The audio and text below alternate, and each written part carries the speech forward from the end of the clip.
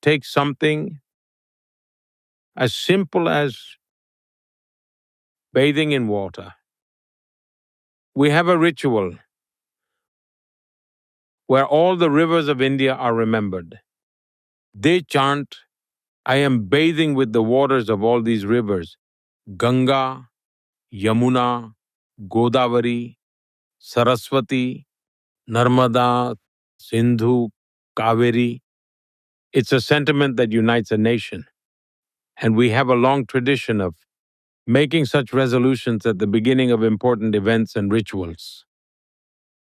And the resolution itself can present a historical record.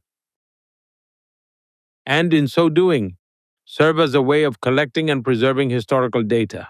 It has been an incredibly unique system, guided meticulously by our scriptures. When someone makes a resolution, performs a puja, or even during weddings, we start by invoking the entire universe, beginning with Jambudweep, Bharat Khand, Aryavrat, and gradually narrow it down to the village, then mentioning the specific family.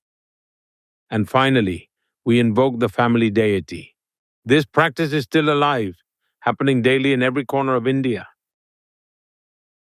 But sadly, the Western and global models began viewing nations only as administrative systems.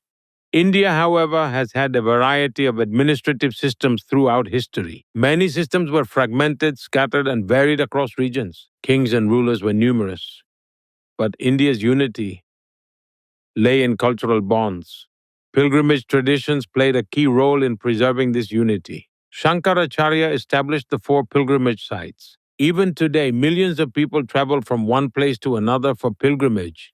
In Kashi, you'll find people who bring water from Rameshwaram to Kashi and take water from Kashi to Rameshwaram.